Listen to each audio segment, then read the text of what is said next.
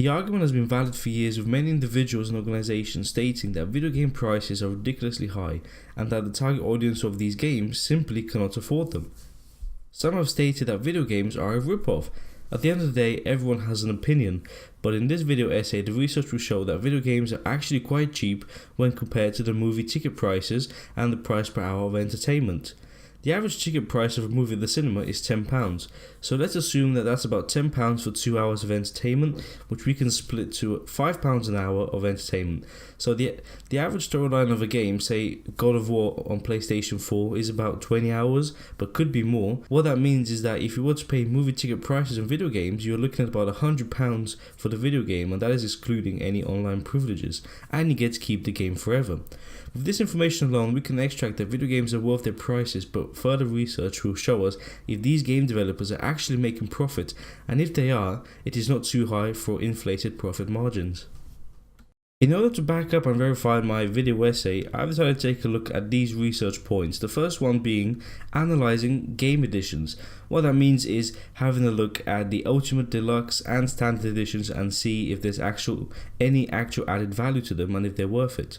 My second research point was looking at the argument if game editions are worth it. So that ties in with the first point, and then that takes in the information that we found out from the first research category, and then we actually take that into account, seeing, well, if this costs that much, is that worth your money?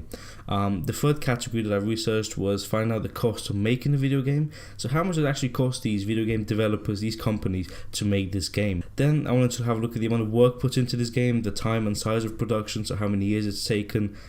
Basically have a look at how these companies, how much they're spending to make these games and if they're making a return.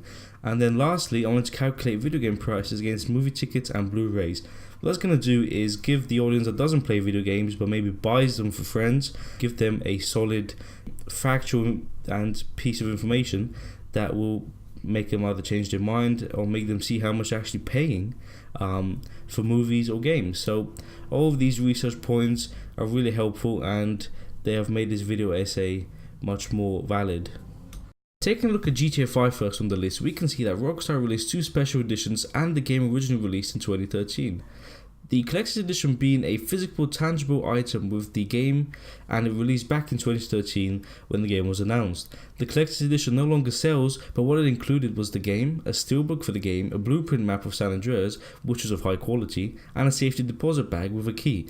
The bag was of high quality and had special features such that as it was bulletproof and fireproof, so it acted like an actual safe. On top of that, you had extra digital content that at the time no one else had, and it gave you an advantage over other players. The value can be seen in this edition as you receive quite a lot of perks all exclusive to this bundle. You even receive the artwork of the game in a hardcover book, and for a hardcore fan, it is a no-brainer. This edition is really good in value. Now, saying that, the digital content could have been more rich in terms of what it offered, because at the start there wasn't too many things it offered in-game. It was more tangible items, but back then, I think I can safely say that it was definitely a worthy edition. The Premium Online Edition is also another worthy edition of the game. For the price, you receive the game and every gameplay upgrade, as well as every DLC that has ever been released. Anyone who plays GTA 5 online knows that this is an amazing value, because just one DLC in the game can cost you right around 20 million in-game dollars, which is about 250 real-world pounds, or about $300. The value is great and everyone should buy this Premium Online Edition. So the conclusion to GTA 5's edition packs is that they offer great value for the price that you pay. The Premium Online Edition is the most surprising because it can end up costing you thousands of pounds to actually buy all of that content, or cost you hundreds of hours in game to get close to owning all of that. But for £15 that the Premium Online Edition costs on its own is one amazing value. Rockstar have a good reputation when it comes to this, and they usually do not rob people of value, except their shark cards in GTA 5, but we'll leave that argument to someone else in my class to explore.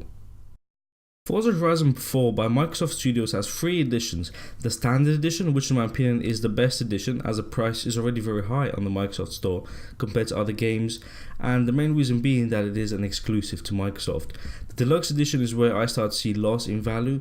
The only thing it gives you is a car pass, but when you actually play the game and want a car and it requires the game pass, it also gives you an option to buy that car separately for a couple of pounds, which is better than getting all of the cars and spending £15 The Ultimate Edition of the game at its original cost is not worth it to me. At £80 you can buy 2 AAA games, so save your money, but when on sale, the Ultimate Edition makes a lot of sense. It includes content that is worth over £45 for £15 when on sale. That is a great deal and should be snagged up in a heartbeat. For £15 you receive 2 expansion packs, which are basically 2 mini-maps on top of the main map in the game. On top of that you also get the VIP membership, which is a one-time payment and it gives you double prices on wheel spins. The Ultimate Edition also packs a few more exclusive features. In conclusion, Forza Horizon 4 is a great game. The expansion packs are only worth it when they're on sale, the Deluxe Edition is absolutely not worth it for its original price, and the Ultimate Edition also crosses the line of not worth it on its original price. But if you can buy the Ultimate Edition at the sale or discount and truly like Forza, then it's a great value. Battlefield 5 includes 2 different editions. The first and cheaper one is called the Deluxe Edition. It does not include much, only a couple of in-game perks such as loot crates, which do not deliver much, and skins for weapons. The £80 original price on that is a complete rip-off and should not be bought at all. It is now on sale though for £40 and has replaced the Standard Edition, which obviously is fine for value as you get the game for that much anyway, and then extras. The second edition is the World War bundle, and with that you receive Battlefield 5, the previous Battlefield 1, along with the Deluxe Edition and every DLC pack for Battlefield 1. For the original price of £90, it is a little steep for my taste, but with its sale price for £45, it is the absolute best deal one could find. With the sale prices on these 2 bundles, they are beyond worth it, and EA would be losing money by having such low prices. As for the original prices, these bundles are simply not worth it, and we can see that EA charges extreme prices at the beginning of sales in order to tie in new and excited customers willing to spend everything for the best experience. Nintendo Super Smash Bros. Ultimate is a large hit for Nintendo and has generated some large revenue. They sell 2 editions. One is called the Ultimate Limited Edition, which contains physical goodies such as a GameCube controller in a limited Smash paint job, as well as the adapter for that controller to fit onto the Switch and the game itself. For £90 it is a good deal. The controller is hard to come by, and to be able to adapt to the Switch is a different story. The game is not cheap at £60, so the limited edition is a great value and can even sell for some good money later on as they begin to sell out in retailers. The other edition Nintendo sells is the Super Smash Fighters Pass. For £20 the pass includes every single DLC that Nintendo will ever release for this game for free. That is a great value because one fighter in the game is about £5, which alone is not worth the price. But with the pass you will receive all the fighters, even those that are due to come out on a later date. Yes, the pass is fully digital and Nintendo are making full profit on it as it's just code, but for Smash fans this completes their game, and honestly it takes a lot of time to design and produce digital content, so I can say the value is quite good. The fact is that it's a one-time cost is even better. Shadow of the Tomb Raider is a game that has many versions of itself. The Digital Deluxe Edition is pretty much what it sounds like. It's an addition of digital content such as clothing, a skin and a weapon pack for £15 more than the base price of the game. This Deluxe Edition has no value whatsoever and should not be bought. It is the edition that offers nothing and is what ultimately brings Crystal Dynamics their high profit. The Digital Deluxe is not a good price and does not offer anything worthy of £15. The second digital edition is the Croft Edition. It is a much beefier edition of the Digital Deluxe and incorporates multiple weapon and skin packs as well as exclusive clothing. This type of content is not worth the £30 additional cost they ask for. It is extremely overpriced and not worth it. These 2 packs need to be avoided because they hold no value at all. The developers have an additional edition, which is ultimately named the Ultimate Edition, and that contains physical tangible items, both for the extremely steep price of £180. For that money you receive a statue and other goodies, but unless you're a hardcore collector of Ultimate Editions, this edition does not make sense, and is not worth the high price. Conclusion for Shadow of the Tomb Raider is simple. Stay away from purchasing the editions of the game and stick to the standard edition. It can be bought for as little as £20 on well-known retailers, and without the additional content it is by far the best game of 2018, so you will not be losing at all. To fully analyze the cost of making a video game, we're going to mainly focus on AAA games. What that means is games that are categorized in the best segment, the games with the biggest budgets, the largest worlds, and from the biggest developers.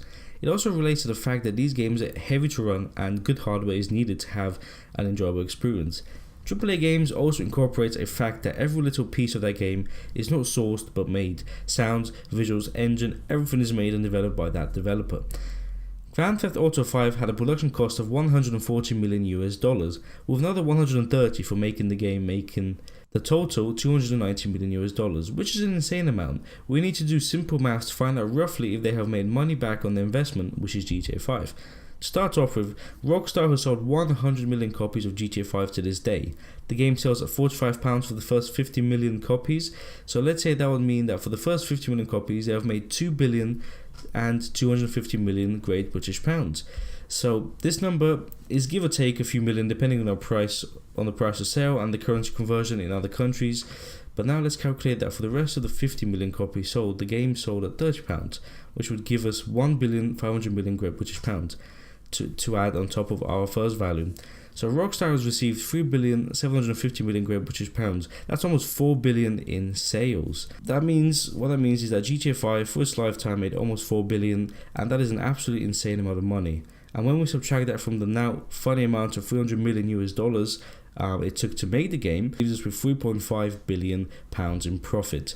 So with this money Rockstar has made, it means that they've profited 120 times from this game, more than enough to pay all of the staff that was worked on it, to make the CEO and other top positions in the company very rich, and to also aid in the making of a brand new game, which in this case is Red Dead Redemption 2.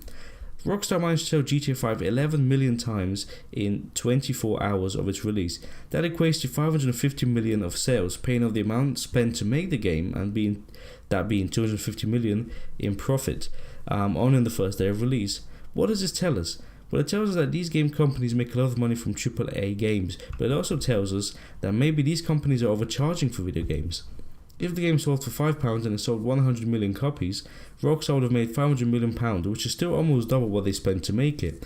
Now I can see how that can be a bit low in terms of trying to make other games too and supporting server farms because there are online privileges. So if we make the game £10, then that is a £1 billion turnover, which is still a crazy amount. £10 for a brand new game is a very good price. Even if it was £15, it's still a great price because you can buy Blu-rays for that price.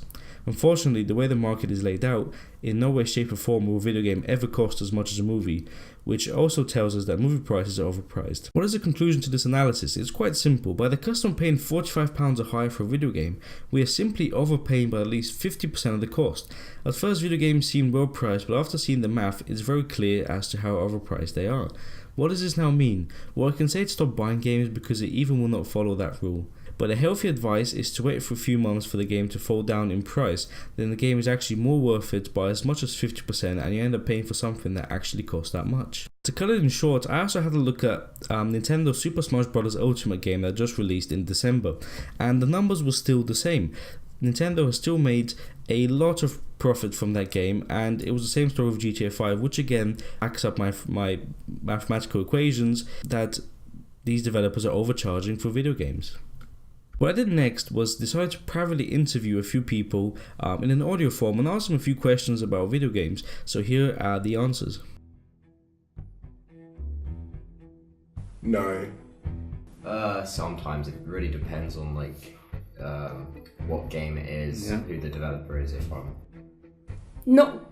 think about the price. No, I always think about price. I'm always thinking about money. No. No idea. Okay. Sort of. So I know it would go back to the developers of the game. Yeah. It's probably going to help with upkeep of if it's an online game, servers and stuff, and Not really. I just think it's more on the development and them helping pay the team, and through that with a distribution method. Yeah. I'd like to think the game. It goes to the developers. They then invest the money and then they make more games. No. No, too expensive. Too expensive. Okay.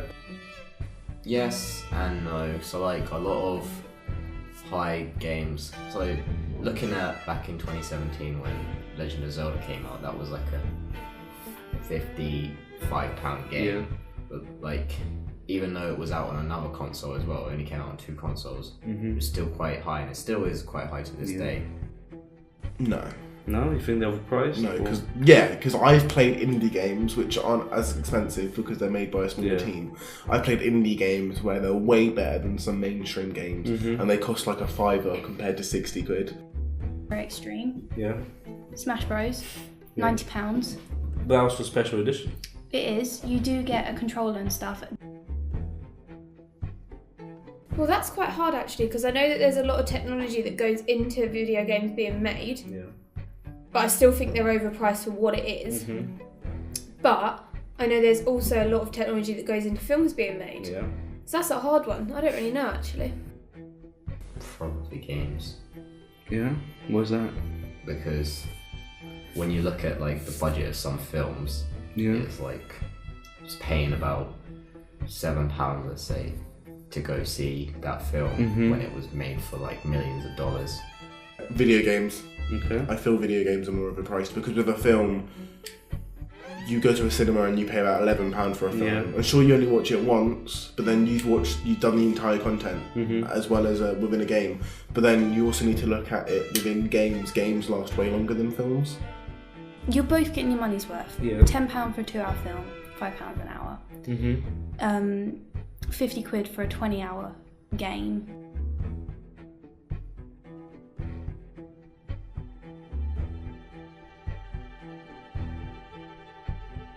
A movie ticket costs about £10 per person. This equates to £5 an hour for entertainment. What many do not realise is that a movie at the cinema is not forever. You do not get to keep it. A DVD or Blu-ray is different though, as you do get to keep it, but a Blu-ray ends up costing about £7.50 an hour. If we were to apply the same price for video games, say £5 an hour and the game is 20 hours long, then that would mean that a video game should cost around £100. Looking at it this way shows that the economy and the standard price of entertainment is very high. This would also mean that the company is not going to change the prices anytime soon, because the economy decides that the price, and until people rebel against the high movie and video game costs, then the economy would suffer and lower the prices. Unfortunately for us customers, the economy is doing better than ever and video game sales and movie sales are increasing every year. On the flip side, we need to account for costs that the cinema has to pay in order to project that film, which would equalise the cost and justify it. The cinema needs to account for running costs of the projector, ensuring salaries for the technicians running the projector and then the cleaners. Electricity costs and reduction in lifetime of the projector bulbs are also a cost, and they are a high cost. Sources say that £4 of a ticket goes towards the cinema. That is £4 per person for all of the mentioned above expenses to be covered by one person. Let's say there is £40 of salaries per hour paid to the people working on one specific film at the cinema. Then on the 10th ticket sale, the cinema would have made that back. Usually there are 124 seats at an average size screening. Sometimes they go up to almost 200 at bigger screens, or go down if it's a 4DX movie, as there are less seats, but the tickets are much higher for them. If 120 seats are filled and £4 is for the cinema, then that is £480. Let's say £80 go to salary for the people working 2 hours at that particular screening, and estimated £20 cost for running the equipment. Then the cinema are left with a £380 profit, which is very good as the cinema is only responsible for projecting the film, which in all fairness is not that hard to accomplish. The rest of the money from the ticket goes towards the production company, actors and marketing costs for the film. Looking at the prices for the cinema, I can understand the £10 ticket per person. It does make some sense. No, you do not get to keep the film, but you do watch the film on an extremely large screen with great audio in most cases. DVD and Blu-ray is the culprit. A Blu-ray can cost £15, and yes, it does cost some money to produce it as the video and audio quality is top notch, but it is the same with a video game and the prices per hour is extremely high. It all comes down to personal preference, but looking inside why these luxuries cost this much can reveal a secret that leaves you feeling scammed, and also comes down to the economy. It is doing better than ever in this line of business and does not look like it will ever get worse. What can we do? Piracy is never right, so what we can do is pay the cost or wait for sales and discounts. Games are expensive, but we love them, and with the economy doing so well in that sector, we will not be charged their true value. Research points out that video games on sale, say down to £20, is actually very close to what developers should be charging.